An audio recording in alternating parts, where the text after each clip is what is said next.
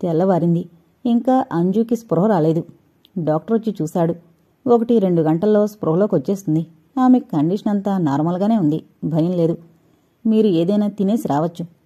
మూర్తి ఇంటికి వెళ్లి స్నానం చేసి టిఫిన్ తిని ఓ బాక్సులో వంశీకి కూడా టిఫిన్ తీసుకొచ్చాడు. బలవంతంగా వంశీ చేత తినిపించాడు. ఇంతకు ముందు ఇరుగు పొరుగు వాళ్ళు మాత్రమే. వంశీ హైస్కూల్లో చదివినప్పుడు 8వ తరగతి నుండి 10వ తరగతి దాకా ఆయన స్టూడెంట్గా ఉన్నాడు. హైస్కూల్ చదువు పూర్తి చేసి కాలేజీలోకి వచ్చాక ఎప్పుడైనా ఆయన కనిపిస్తే ఒక నమస్కారం మాత్రం పెట్టేవాడు. ఆయనకి లెక్చరర్గా ప్రమోషన్ వచ్చి జూనియర్ కాలేజీకి మారాడు. ఒక్క రాత్రిలో ఎంతో ఆత్మీయమైపోయాడు మూర్తి వంశీకి. ఏ సంఘటన ఎవరిని దగ్గర చేస్తుందో, ఏ సంఘటన ఎవరిని దూరం చేస్తుందో ఎవరికి తెలుసు? డాక్టర్ గారు చెప్పినట్టే అంజుకి మధ్యాహ్నంలోగా స్పృహ వచ్చింది. ఈ ముద్దుమొహాన్ని ఎందుకు బ్రతికించావంటూ అన్నగారి చేతుల్లో ముఖం దాచుకుని ఏడవడం మొదలుపెట్టింది. అంజు, నా తల్లి, ఎంత పనిచేశావే. సమయానికి చూశాను కాబట్టి నిన్ను బతికించుకోగలిగాను. లేకపోతే ఎంత అనర్థం జరిగిపోయేది. చెల్లెల్ని పొదివి పట్టుకుని ఏడవసాగాడు వంశీ. ఫెయిలైన ఈ ముఖాన్ని ఎవరికి ఎలా చూపించనన్నయ్యా? క్లాసు పిల్లలు, రజనీ వాళ్ళు నన్ను చూసి ఎంత నవ్వుతారో. ఎవరో నవ్వుతారని నీ జీవితాన్ని అంతం చేసుకోవాలనుకోవడం ఎంత మూర్ఖత్వం తల్లి. మూరు తందుకున్నాడు. ఈ జీవితం భగవంతుడిచ్చిన అపురూపమైన కానుక. అన్ని జీవరాశుల్లో మానవ జన్మే అత్యుత్తమైందంటారు కదా. ఈ జన్మ లభించడమే నువ్వు చేసుకున్న అదృష్టం. దీన్ని జీవితంలో ఎదురైన ఒక అపజయానికి బలి చేయడం ఎంత మూర్ఖత్వం అనాలి. ధనవంతుడైనా పేదవాడైనా ఎవరి జీవితంలోనైనా జయాపజయాలు సర్వసాధారణమైనవి. ఈరోజు ఈ అపజయాన్ని చూసిన నీకు ముందు ముందు ఏ ఏ విజయాలు హారతి పట్టడానికి వేచున్నాయో నీకేం తెలుసు? ఈరోజు పరీక్షల్లో పాస్ మార్కులు కూడా తెచ్చుకోలేని నువ్వు మళ్లీ పరీక్షలు రాసినప్పుడు ఫస్ట్ క్లాస్ తెచ్చుకోవచ్చు కదా. ఫస్ట్ క్లాస్ ఏమిటి, స్టేట్ ఫస్ట్ రావచ్చు కదా. నా మొహం, నేను స్టేట్ ఫస్ట్ రావడమేమిటి? కలలో కూడా ఊహించలేని విషయం.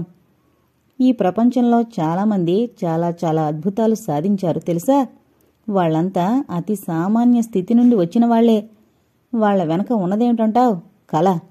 వాళ్లు కన్న పగటి కళ్ళే వాళ్లు సాధించిన అద్భుతాలకు పునాది. మన రాష్ట్రపతి అబ్దుల్ కలాం గారు ఎప్పుడూ యువతనుద్దేశించి చెబుతుంటారు, కలలు కను, ఆ కళ్ళను సాకారం చేసుకోవడానికి నిరంతరం శ్రమించు అని. నా మొహం, నేనేం చేస్తాను అని అనుకోవడం ఎప్పుడూ అధోగతి కీడుస్తుంది. నేనెందుకు చేయను, చేస్తాను అన్న పాజిటివ్ థింకింగ్ జీవితాన్ని అత్యున్నత స్థితికి తీసుకువెళుతుంది. నువ్వేం కోరుకుంటున్నావు? ఉన్నత స్థితా, అధోగతా? కోరినంత మాత్రాన కోరిందంతా మందవుతుందా? ఈ నీరసం, నిస్పృహే వద్దు. జీవితం పట్ల ఎప్పుడూ పాజిటివ్ థింకింగ్ ఉండాలని చెప్పా కదా. కోరినంత మాత్రాన ఏదీ మంది కాదు, అది నిజం. కానీ ఆ కోరికకి శ్రమ జోడిస్తే అద్భుతమైన ఫలితాలు సాధించొచ్చు. లక్ష్యాన్ని నిర్దేశించుకుని దాన్ని చేరడానికి నిరంతరం శ్రమించు. ఆ శ్రమకి ఏకాగ్రత తోడైతే నీకిక ఎదురన్నది లేదు. అందుకే అంటాడు జాన్ డ్రైడన్, ఒడ్డున కూర్చుంటే ముత్యాలు రాలవు సరికదా, కనీసం చేపలు కూడా వచ్చి ఒళ్ళో పడవు. ధైర్యం చేసి నీళ్లలోకి దిగాలి, అప్పుడే చేపైనా ముత్యమైనా దొరికేది అని. అంతలో డాక్టర్ గారు వచ్చారు. ఎప్పటినుండో పరిచయం ఉన్నట్టుగా ఆత్మీయంగా పలకరించాడు. ఏమ్మా అంజనా, ఎలా ఉంది ఆరోగ్యం? మెడ నొప్పిగా ఉంది, నెమ్మదిగా తగ్గిపోతుంది, మృదువుగా ఆమె గొంతు మీద రాశాడు. ఈ 15 రోజుల్లో మా నర్సింగ్ హోంకి వచ్చిన ఆత్మహత్యా ప్రయత్నం కేసుల్లో ఇది 3వది. వాళ్ళిద్దరూ కూడా టీనేజ్ అమ్మాయిలే. ఒక అమ్మాయి ఇంట్లో చెప్పకుండా ఫ్రెండ్స్తో సినిమాకి వెళితే ఇంట్లో తిట్టారని పాయిజన్ తీసుకుంది.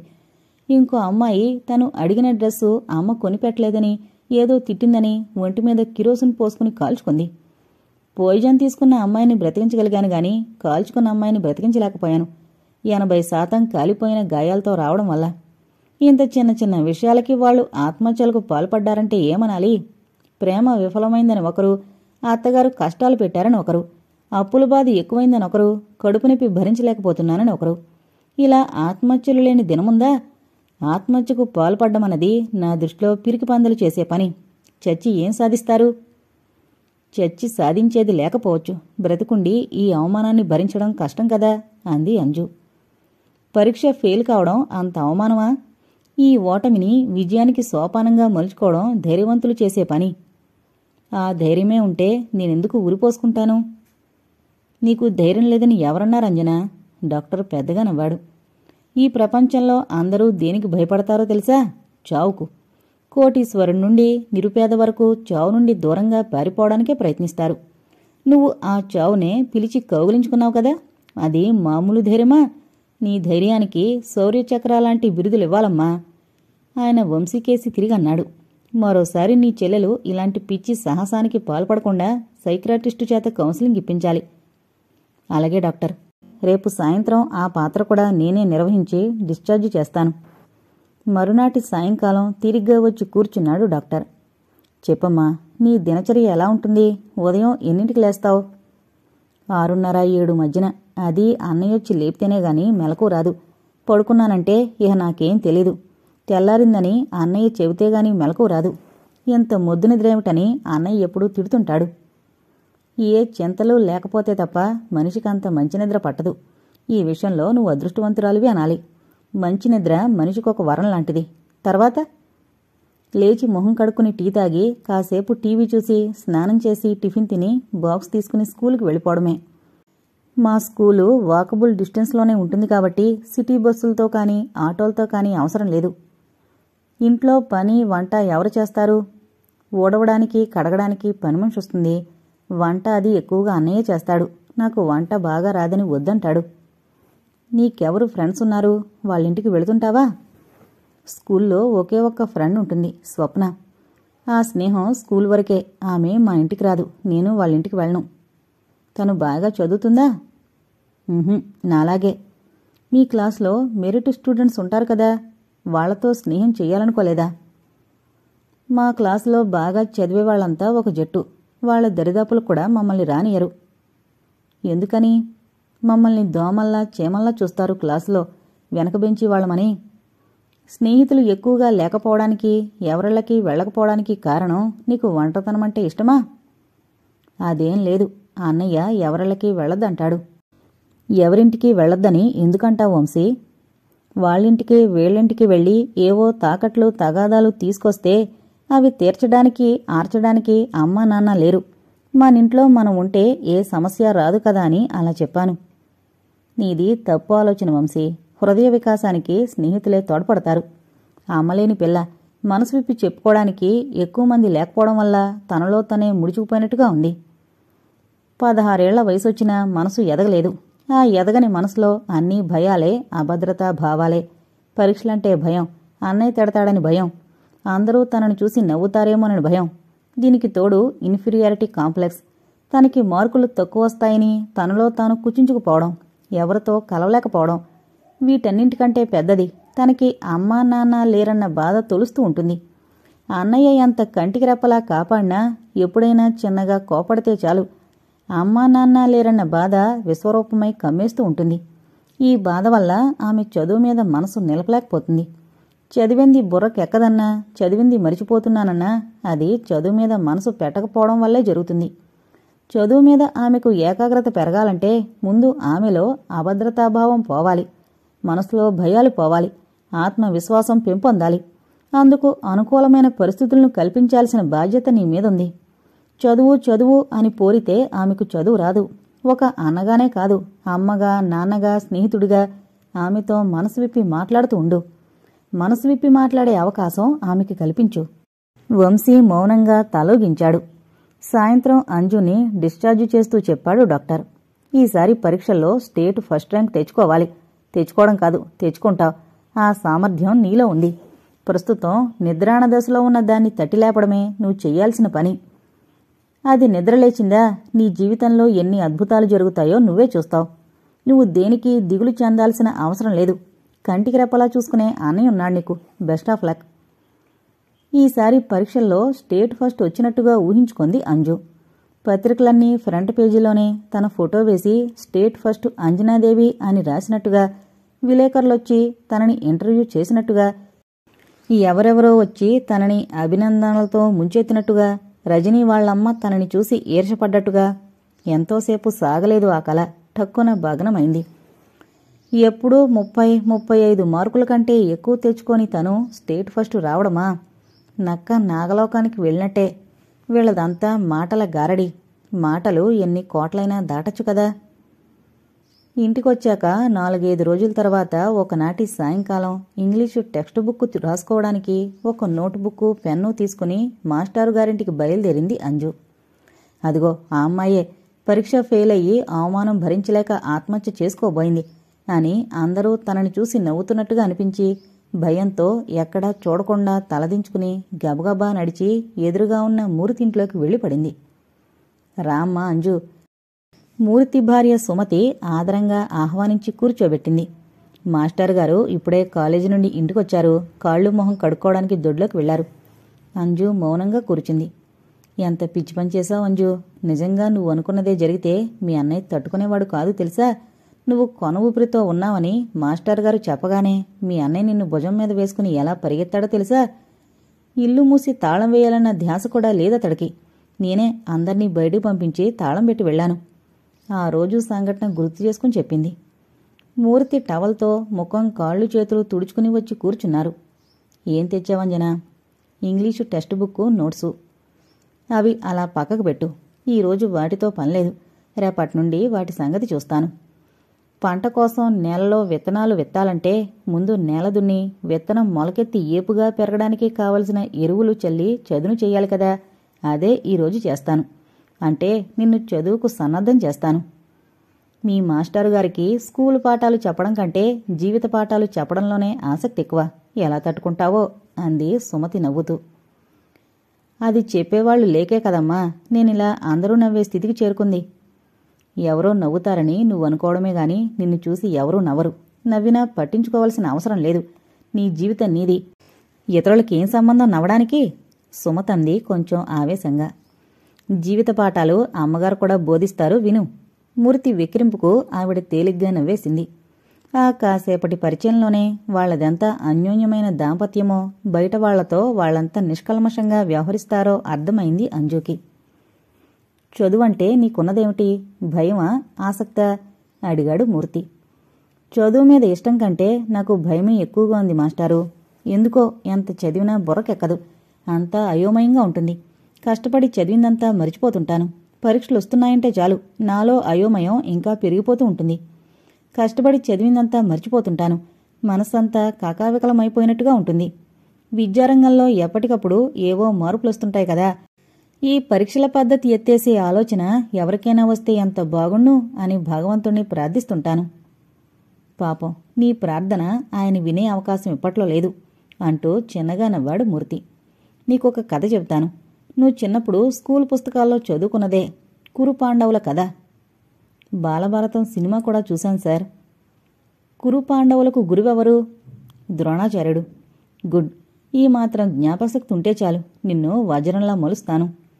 ఆనాడు అస్త్రవిద్యలో వాళ్ళకి పరీక్ష పెడతాడు ద్రోణాచార్యుడు. ఒక చెట్టు మీదన్న పక్షిని చూపించి దాని కంటిని గురిచూసి కొట్టాలని చెబుతాడు. ముందు దుర్యోధనుడు విల్లు సారిస్తాడు. ఏం కనిపిస్తోంది అని అడుగుతాడు ఆచార్యుల వారు. చెట్టు మీద పక్షి అని చెబుతాడు దుర్యోధనుడు. నీకేం కనిపిస్తోంది అని అడుగుతాడు అర్జునుణ్ణి. కన్ను మాత్రం కనిపిస్తోంది అని చెబుతాడు అర్జునుడు. దుర్యోధనుడి బాణం గురి తప్పుతుంది. అర్జునుడి బాణం గురి ఛేదిస్తుంది. అలాంటి ఏకాగ్రత, గురి ఉండాలి చదువు మీద. సమస్యలు ఎన్నైనా ఉండొచ్చు. అవేవి ఆ క్షణంలో మనసు మీదకి రానివ్వకూడదు. వింటి నుండి వదలబడిన బాణం వెనుతిరిగి చూడనట్టే ఇక నువ్వు వెనుతిరిగి చూడవు. కళ్ళు లేనివాళ్లు, కాళ్ళు లేనివాళ్లు సైతం ఎన్నో అద్భుతాలు సాధించి ప్రపంచానికి ఆదర్శంగా నిలిచిన వాళ్ళున్నారంజన. అసలు చేతులే లేనివాళ్లు ఉన్న కాళ్లతోనే అద్భుతమైన కళాఖండాలు సృష్టించి చరిత్ర పుటలకెక్కిన వాళ్ళున్నారు. కాళ్ళు లేనివాళ్లు పర్వతారోహణ చేసి ప్రపంచాన్ని అబ్బురపరిచిన వాళ్లు ఉన్నారు. వాళ్ల వెనుకున్నదేమిటి? దివ్యశక్తి కాదు, వాళ్ల దీక్ష, పట్టుదల. వాళ్ళొక గమ్యాన్ని నిర్దేశించుకుని దాన్ని చేరడానికి నిరంతరం శ్రమించడం వల్లనే వాళ్ళు ప్రపంచానికి ఆదర్శవంతులయ్యారు. అలా నువ్వొక గమ్యాన్ని నిర్దేశించుకోవాలి. దీక్షతో, శ్రద్ధతో కెరీర్ని నిర్మించుకోవాలి. అసలు జీవితంలో నువ్వేం కాదలుచుకున్నావు? Doctor, engineer, teacher. ఇప్పటి వరకు ఏ అభిప్రాయం లేదు గాని మీ మాటలు వింటుంటే నాకెక్కడలేని ధైర్యం, ఉత్సాహం వస్తున్నాయి సార్. నేను పెద్ద చదువులు చదవగలనన్న ఆశ కలుగుతోంది. చదువు మీద ఆసక్తి కలుగుతోంది.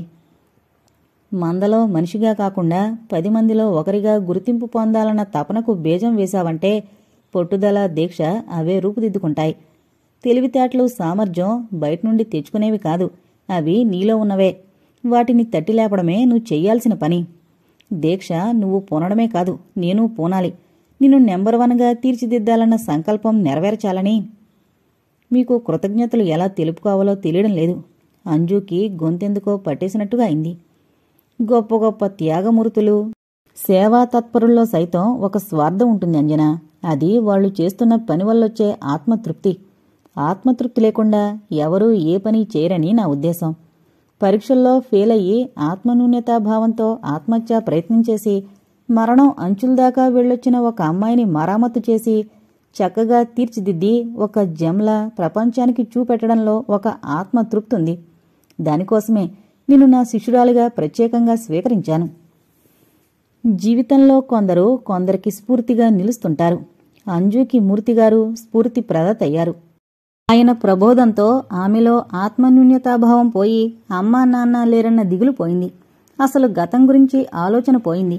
మంచి కెరీర్ని మలుచుకోవాలన్న ఆలోచన మీదే ధ్యాసంతా, చూపంతా ముందుకు. ఒక యజ్ఞంలా సాగిన చదువు మళ్లీ రాసిన పరీక్షల్లో ఆమెకు ఫస్ట్ తెచ్చిపెట్టింది. వింటి నుండి వదలబడిన బాణం వెనుతిరిగి చూడనట్టే అంజు ఇక వెనుతిరిగి చూడాల్సిన అవసరం లేకపోయింది. 10థ్లో ఫస్ట్ క్లాస్, ఇంటర్లో ఫస్ట్ క్లాస్, ఎంసెట్లో 10వ ర్యాంక్ వచ్చాయి. కోరుకున్న కాలేజీలో ఇంజనీరింగ్లో జాయిన్ అయింది. 10థ్ రిజల్ట్స్ వచ్చిన రోజు అంజుకి కలిగిన సంతోషం కంటే వంశీకి కలిగిన సంతోషమే ఎక్కువ. బస్టాండ్కి వెళ్లి పేపర్ కొని రిజల్ట్స్ చూసుకుని ఇంటికొచ్చి చెల్లెల్ని ఎత్తుకుని గిరగిరా తిప్పేశాడు. ఆమె నుదుటి మీద ఆప్యాయంగా ముద్దు పెట్టుకున్నాడు. తెలిసిన వాళ్లందరికీ అంజు ఫస్ట్ క్లాస్లో పాస్ అయింది అని చెప్పి స్వీట్స్ పంచాడు. మూర్తి దంపతులకు స్వీట్స్తో పాటు కొత్త బట్టలు చెల్లెల్చా తిప్పించాడు. ఇవన్నీ ఎందుకయ్యా, ఒక్క స్వీటు చాలు, మూర్తి ఇబ్బందిగా అన్నాడు. ఇవే కాదు, మీకు ఏమిచ్చినా చాలదు. మీకు ఏ విధంగా కృతజ్ఞతలు చెప్పుకోవాలో తెలియడం లేదు మాస్టారు. చటుక్కునొంగి మూర్తి పాదాలను తాకాడు. అతడి కళ్ళు చెమర్చసాగాయి. మనిషి తలుచుకుంటే ఎలాంటి అద్భుతమైన సాధించవచ్చునని నిరూపించారు మాస్టారు. బొగ్గు వజ్రంగా మార్చడమంటే మాటలా? ఎక్కడ మొద్దుసుద్ద అంజు, ఎక్కడ ఫస్ట్ క్లాస్ అంజు? నిజంగా అభినందించాల్సింది నీ చెల్లెల్ని. నేను చెప్పిందానికి ఆమె సరైన విధంగా స్పందించకపోతే ఈ అద్భుతం నా ఒక్కడి వల్ల అయ్యేది కాదు కదా. రామాయణంలో ఒక కథ ఉంది. అది ఆంజనేయుల వారికి సంబంధించింది. సీతాదేవిని వెతకడానికి సుగ్రీవుడి ఆజ్ఞ మీద వానరులంతా నలుదికలకి ప్రయాణమై వెళతారు, జట్లుగా. ఆంజనేయుడు, జాంబవంతుడు, నీలుడు మొదలైన వాళ్లంతా సముద్రపు ఒడ్డుకి చేరుకుంటారు. సీతను రావణుడనే రాక్షసుడు ఎత్తుకుపోయి లంకలో బంధించినట్టుగా సంపాతి అనే గరుడ పక్షి వల్ల తెలుసుకుంటారు. అప్పుడు లంకను చేరడానికి సముద్రాన్ని లంఘించే సమర్థులెవరా అన్న ప్రశ్న తలెత్తుతుంది. తర్జన భర్జనల తర్వాత అందుకు సమర్థుడు ఆంజనేయుడొక్కడే అన్న తీర్మానానికి వస్తారంతా. అన్ని యోజనాలు ఎగరగల సామర్థ్యం తనకి లేదేమోనన్న సందేహం వెలుబుచ్చుతాడు ఆంజనేయుడు. అప్పుడు వానరులంతా కలిసి, నువ్వు అంతవాడివి, ఇంతవాడివి, నువ్వు పసిబాలుడుగా ఉన్నప్పుడే ఆకాశంలో సూర్యుని చూసి పండుగా భావించి దాన్ని తినాలన్న కోరికతో పైకెగిరి అందుకోబోయి ఇంద్రుడి వజ్రఘాతం తిన్నవాడివి అంటూ ఆయనకి గుర్తు చేశాక గాని తన బల సామర్థ్యాలేమిటో తెలుసుకోలేకపోతాడు. తన నిజస్వరూపం తెలుసుకుని వారధి లంఘించి లంకను చేరి సీతాదేవిని కలిసి రామకార్యం నెరవేరుస్తాడు. అలా ఒక ఆంజనేయుల్లోనే కాదు, ప్రతి మనిషిలోనూ అపారమైన తెలివితేటలు, బల సామర్థ్యాలు ఉన్నాయి. అయితే అవి మనిషిలో నిద్రాణమై ఉంటాయి, వారికే తెలియకుండా ఉంటాయి. వాటిని గుర్తుచేసి తట్టి లేపడమే మనం చెయ్యాల్సిన పని. నేను చేసిందదే. అంజులో ఉన్న అదేమీ తక్కువ విషయం కాదు మాస్టారు. మూర్తి అంజు భుజం మీద తట్టన్నాడు.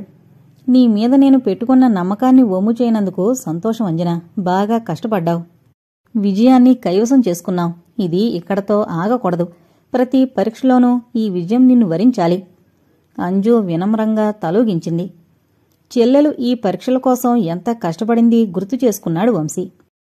సప్లిమెంటరీకి బాగా తయారు కాలేనేమోనన్న అనుమానంతో యాన్యువల్కి కూర్చుంది. సినిమాలు, టీవీ బంద్. ఏడైతే గాని అది అన్న తట్టి లేపితే గాని లేవనిది. తనే తెల్లవారుజామున 4ంటికి అలారం పెట్టుకుని లేచేది. రాత్రి 11 దాకా చదివేది. ఆ చదువు ఒక యజ్ఞంలా సాగిందనే చెప్పాలి. ఆ యజ్ఞఫలమే ఈనాటి ఫలితాలు. ఇంటర్లో స్టేట్ ఫస్టుకు గురిపెట్టింది గాని పరీక్షల ముందు టైఫాయిడ్ రావడంతో క్లాసు ఫస్టుతో సరిపెట్టుకోవాల్సొచ్చింది. ఎంసెట్లో 10వ ర్యాంకు తెచ్చుకుని ఇంజనీరింగ్లో జాయిన్ అయింది. 10th క్లాస్లో ఉండగా ఒక విధమైన ఆత్మన్యూన్యతాభావంతో తలదించుకుపోయే అంజుకి ఎంసెట్లో 10వ ర్యాంక్ తెచ్చుకుని ఇంజనీరింగ్లో జాయిన్ అయ్యి సగర్వంగా తలెత్తుకు తిరిగే ఈ అంజుకి అసలు పోలికే లేదు. అప్పుడు మెరిట్ విద్యార్థులు ఆమెను దరిదాపులకు కూడా రానిచ్చేవాళ్లు కాదు. ఇప్పుడు మెరిట్ విద్యార్థులే ఆమె చుట్టూ మూగుతున్నారు. ఒక్క చదువులోనే కాదు, ఆటపాటల్లో అన్నింట్లో చాకులా దూసుకుపోయే ఆమెను ఆరాధనాభావంతో చూస్తున్నారు. స్నేహితులు, సినిమాలు, కబుర్లు అన్నీ ఉన్నా ఆమె చదువులో ముందుందంటే ఆమె సాధించిన ఏకాగ్రతే కారణం. సీనియర్ల నుండి చిన్న చిన్న ర్యాగింగులతో జూనియర్లకి ఇంజనీరింగ్ కాలేజీలో క్లాసులు ప్రారంభమయ్యాయి. మొదట్లో అపరిచితుల మధ్య బెరుగ్గా బెంగగా అనిపించినా 4 రోజులు గడిచేసరికి సాన్నిహిత్యం ఏర్పడి స్నేహితులైపోయారు. స్వరాజ్యలక్ష్మి, స్వప్న, పరిమళ, సుధా, ప్రశాంతి బెస్ట్ ఫ్రెండ్స్ అయ్యారు అంజుకి. ఆడపిల్లల్ని ఆట పట్టించడంలో మధు, రంజన్ అనే కుర్రాళ్లు ముందుండేవాళ్లు. ఆడపిల్లలు వినేలా కుళ్ళుజోకులు వేసేవాళ్లు, వెర్రి అరుపులు అరిచేవాళ్లు. మా ఎదురింట్లో ఒక ఆంటీ ఉండేదిరా, నేను కనబడితే చాలు నన్ను కొరుకు తినేసేలా చూసేది. వాళ్ళాయన సేల్స్ రిప్రజెంటేటివ్, వారానికి 4-5 రోజులు బయట తిరిగే ఉద్యోగం. ఒకరోజు ధైర్యం చేసి కన్నుకొట్టాను. రాత్రికి రానా అని సైగ చేశాను. ఏమైందో ఏమో, తలుపులు దడాలమని మూసేసింది. అప్పటినుండి నా వైపు చూడడమే మానేసింది. ఇల్లు ఖాళీ చేసి వెళ్ళిపోయింది. ఆమె సడన్గా ఎందుకలా మారిపోయిందో నాకు అసలు అర్థం కాలేదురా. గొప్ప ఛాన్స్ మిస్ అయ్యానన్న బాధ ముఖంలో వ్యక్తమవుతుండగా అన్నాడు మధు. ఆమె యథాలాపంగా చూసినా నీ టీనేజ్ కాళ్ళకి కొరుకు తినేలా కనిపించుంటుంది. నీ మదనలేలకి షాక్ అయి ఈ రౌడీగాడి పొరుగున ఉండడం మంచిది కాదని ఇల్లు ఖాళీ చేసి వెళ్ళిపోయి ఉంటుంది అన్నాడు సందీప్ అన్న యువకుడు. లేదు, ఆవిడ నిజంగా నన్ను అదోలా చూసేది. పచ్చకామెర్లవాడికి ప్రపంచమంతా పచ్చగా కనిపించినట్టుగా అదోలా చూసిన నీ కళ్ళకి అదోలా కనిపించుంటుందిలే. అంటే ఏంటర్థం? నా కళ్ళకి మోహపొరలు కమ్మయ్యనా? అంజు వాళ్లు కూర్చున్న చోటికి దగ్గరలోనే వాళ్లు కూర్చుని మాట్లాడుకుంటున్నారు. ఇంకా అక్కడ ఉండి వినే కొద్దీ వాళ్ళింకా ఏమేం పచ్చిగా మాట్లాడతారోనని భయం వేసి లేచి క్లాసుల్లోకొచ్చేశారు. క్లాసులు లేనప్పుడు అలా బయటకు వెళ్లి చెట్ల కింద పచ్చిక మీద కూర్చోవడం అలవాటు అంజు వాళ్ళకి. మధు, రంజన్ల గ్యాంగ్ అక్కడ తయారు. వీళ్లకి దగ్గరలోనే తిష్టవేసి ఏవేవో పేలుతుంటారు. స్వరాజ్యలక్ష్మికి ఇంటర్మీడియట్లో ఉండగానే వాళ్ల మేనబావతో పెళ్ళైపోయింది. ఇప్పుడు ఒక పాప కూడా. చదువుకోవాలన్న ఆమె ఉత్సాహానికి అత్తమామల నుండి, భర్త నుండి ప్రోత్సాహం లభించడం, ఎంసెట్కి కోచింగ్ తీసుకుని పరీక్ష రాసి మంచి ర్యాంక్తో ఇంజనీరింగ్ కాలేజీలో అడుగుపెట్టింది. ఎలా తెలిసిపోయిందో క్లాసులో ఆంటీ అని పిలవడం మొదలుపెట్టారు కొంతమంది మగపిల్లలు. చక్కగా ఇంటిపట్నుండి పాపని ఆయన్ని చూసుకోక కాలేజీకి రావడం, ఈ చదువు, ఈ కష్టాలన్నీ ఎందుకంటే నీకు అంటూ దొంగ సానుభూతి చూపిస్తూ నవ్వడం. స్వరాజ్యలక్ష్మి కన్నీళ్లు పెట్టేసుకోవడం. సొల్లు వెధవలు ఏదో వాగితే నువ్వేడవడం ఎందుకు? పెళ్ళై చాలామంది ఆడపిల్లలు చేస్తున్న తప్పు నువ్వు చేయనందుకు నేను నిన్ను అభినందిస్తున్నాను అంది అంజు ఆమె భుజం తట్టి. పెళ్ళైతే జీవితం అక్కడితో ఆగిపోవాలా? ఎదగనక్కర్లేద్దా? ఇంకేముంటుంది? కేరమంటూ పిల్లలు పుట్టుకొస్తారు, ఆలనా పాలనా అంది ప్రశాంతి. వాళ్ల ఆలనా పాలనా చూస్తూ కూడా తన కోసం టైం మిగుల్చుకోవచ్చు, చదువుకోవచ్చు. మెజారిటీ ఆడపిల్లలు చేసే తప్పు ఏమిటంటే పెళ్లి కాగానే కెరీర్కి నీళ్లు వదిలేస్తారు. భర్త, పిల్లలు, సంసారం, జీవితం ఇంకేం కావాలి అనుకుంటారు. తన కోసం బ్రతకడం మానేస్తారు. అందుకే చాలామంది ఆడపిల్లలు తమ వ్యక్తిత్వాన్ని కోల్పోయి అత్తమామలకి, భర్తకి బానిసలై కష్టాల పాలవుతుంటారు. అదే వ్యక్తిత్వాన్ని నిలుపుకొని ధీరోదాత్తంగా నిలబడిన ఆడపిల్లని ఎవరూ చిన్నచూపు చూడలేరు. అత్తగారు, భర్త మంచివాళ్లు కాకపోతే ఏ ఆడపిల్లైనా ఏం చేస్తుంది చెప్పు? ఆమె కోరికలు, ఆశలు అన్నీ ఆమెలోనే సమాధయి శిథిలం కావలసిందే కదా అంది సుధా. ఈ విషయంలో నేనెంతో అదృష్టవంతురాలని చెప్పాలి. మా అత్తగారు మా అమ్మ కూడా అంత బాగా చూసుకోదేమో అన్నంత బాగా చూసుకుంటుంది. నాకింకా చదువుకోవాలని ఉంది అని చెప్పగానే ఆవిడిచ్చిన ప్రోత్సాహం మరిచిపోలేంది అంది స్వరాజ్యలక్ష్మి. ఒక పాపకి తల్లివైనా జీవితంలో ఎదగడానికి ప్రయత్నిస్తున్న నిన్ను నేను అభినందించకుండా ఉండలేకపోతున్నాను రాజ్యం. పెళ్లైన ప్రతి ఆడపిల్ల నిన్ను ఆదర్శంగా తీసుకుంటే సమాజంలో ఆమె స్థానం సమున్నతంగా నిలుస్తుంది అంది అంజు. అంజు 4th సెమిస్టర్లో ఉండగా జరిగిందా సంఘటన.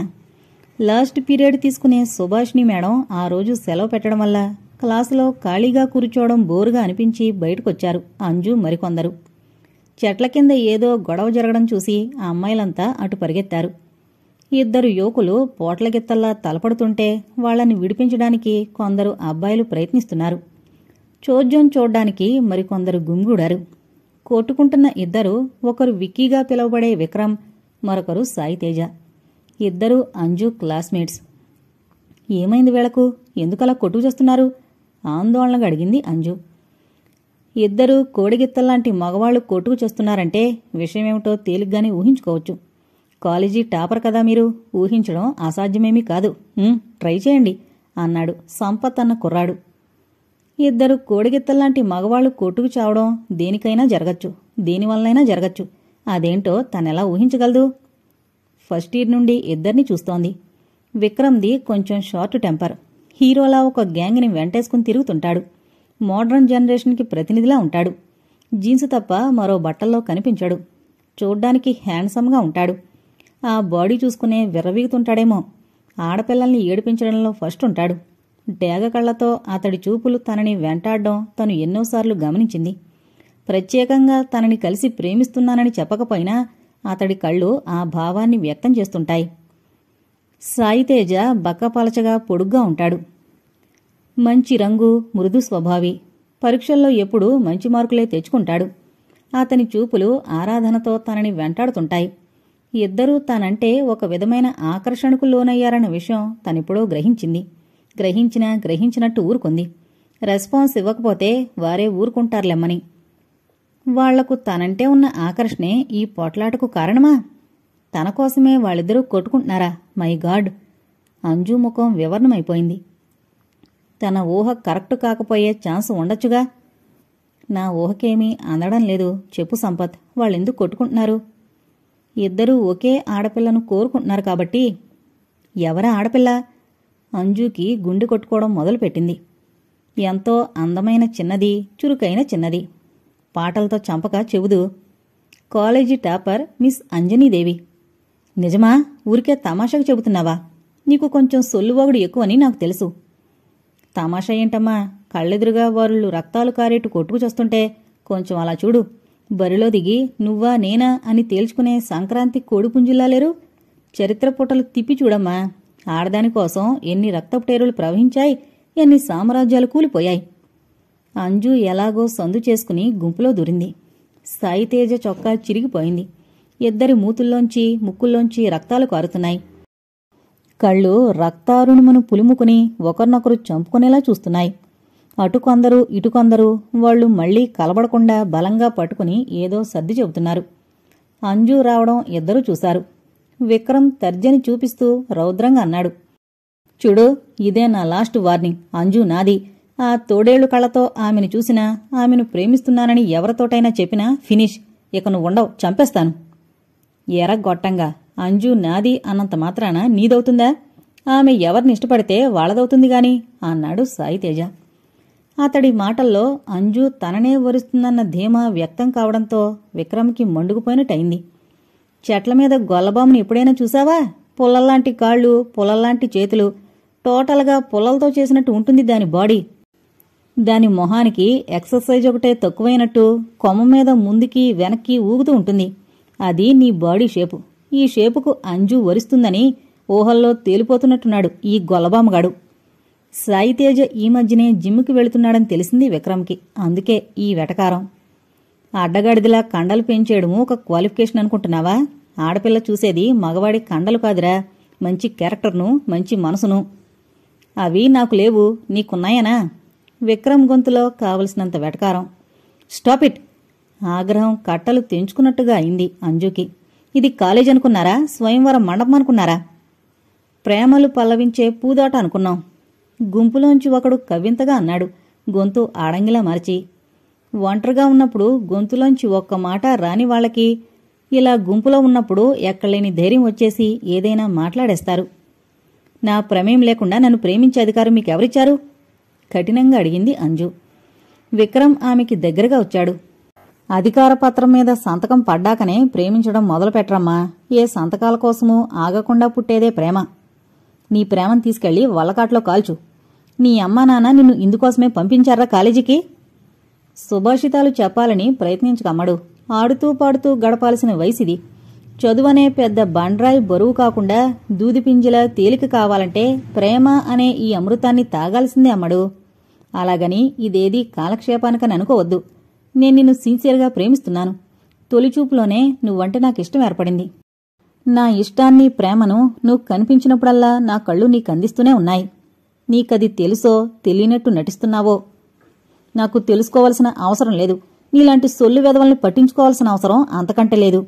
మీ ఇద్దరికీ ఇదే నా వార్నింగ్. మరోసారి ప్రేమ దోమ అంటూ మీ నోటి నుండి వచ్చిందా ప్రిన్సిపాల్ గారికి కంప్లైంట్ చేస్తాను. ప్రిన్సిపాల్ గారికి కంప్లైంట్ ఇవ్వడానికి ఇది చాలదా? ఇప్పుడే వెళ్ళి కంప్లైంట్ ఇద్దాం. మేమంతా నీకు సపోర్టుగా ఉన్నాం. నీకెందుకు భయం? అంది సుధా అంజు భుజం మీద చేయి వేసి. ఎవరి సపోర్ట్ లేకపోయినా నాకు భయం లేదు. తప్పు చేసిన వాళ్లకు భయం, నాకెందుకు భయం? ప్రిన్సిపాల్ గారు ఇలాంటి వాటిలో చాలా స్ట్రిక్ట్. వాళ్ళని కాలేజీ నుండి సస్పెండ్ చేయడం ఖాయం. అనవసరంగా వాళ్ల చదువులు పాడైపోయి కుక్కపాట్లు పడతారని నేనేం వార్నింగ్తో వదిలేస్తున్నాను. వార్నింగ్ని పట్టించుకోకుండా తోకాడించారా వాళ్ళకి ఎంత శాస్తి జరగాలో అంతా జరుగుతుంది. ఎంత కఠినంగా చెప్పాలో అంతా చెప్పి టక్కున వెనుతిరిగింది అంజు.